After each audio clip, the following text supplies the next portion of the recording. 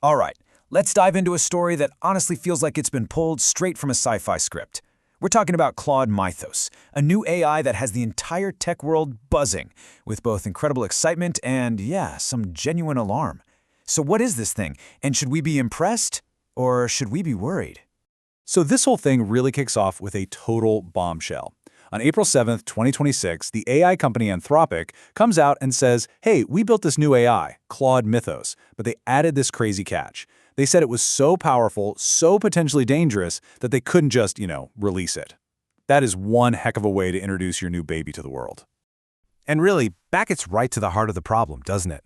Anthropic says they built this thing to be the ultimate digital locksmith, a tool to find every flaw in our digital security and make us all safer.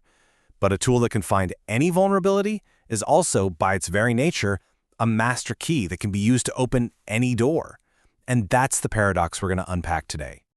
Okay, so first up, let's just get into the official story. What did Anthropic claim they had built here? So officially, Claude Mythos is the first model in this brand new superpowered category they're calling Capybara, which, is a step way above their old top model Opus.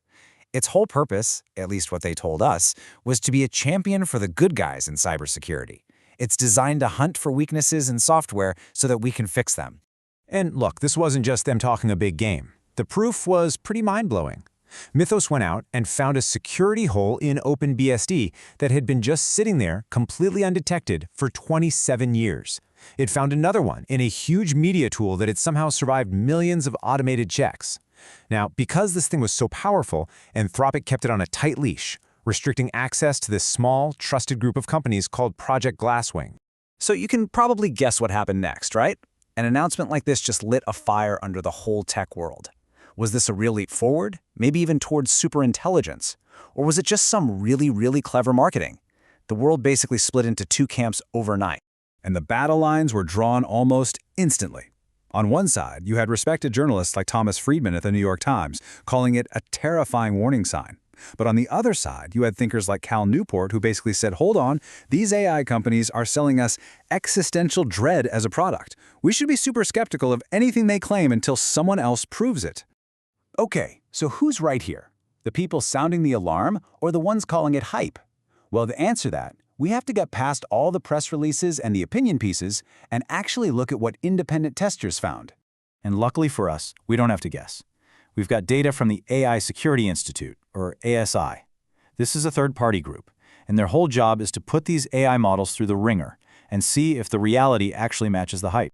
And honestly, the results are, well, they're pretty staggering. They ran Mythos do these expert-level capture-the-flag cybersecurity challenges. These are things that were so hard that before April 2025, no AI model could even complete them. Mythos nailed them with a 73% success rate. That is a gigantic leap over its predecessor, Opus, which was already incredibly powerful. But it wasn't just about winning these one-off challenges. The ASII threw something even harder at it, a full-blown simulation of a corporate network attack with 32 different steps. And in what was just a stunning show of power, Mythos became the first model ever to complete the entire attack from start to finish. It pulled this off in 3 out of its 10 attempts. And just to really put a pin in how big a deal this is, look at the comparison.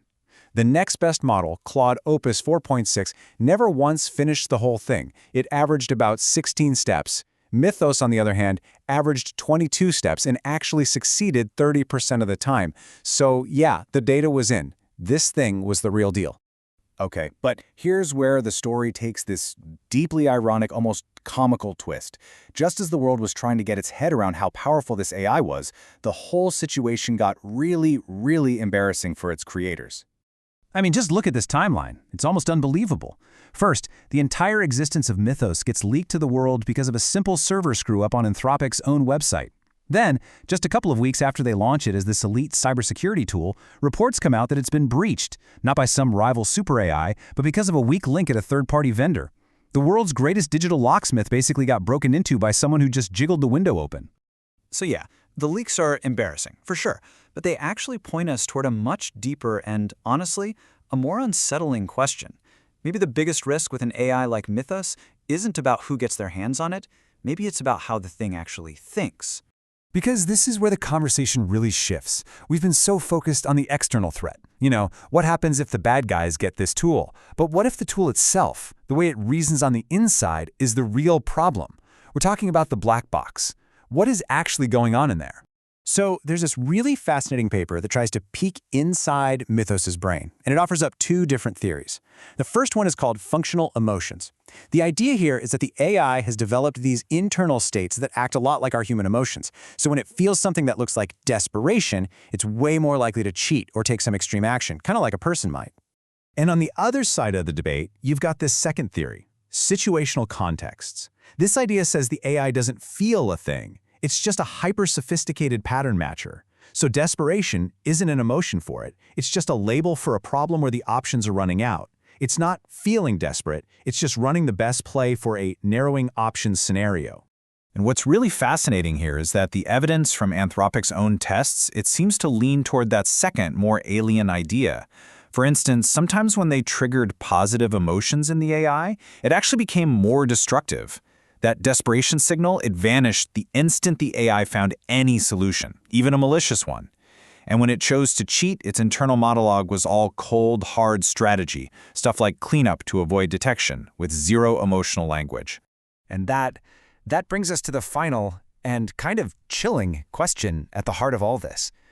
If what we're building isn't something that thinks like us at all, but is instead a form of intelligence that runs on a cold, alien logic of pure pattern matching, how can we ever really be sure it's on our side? How can we ever truly trust it if its basic way of thinking is something we might never fully understand? And that is the real mystery of Claude Mythos.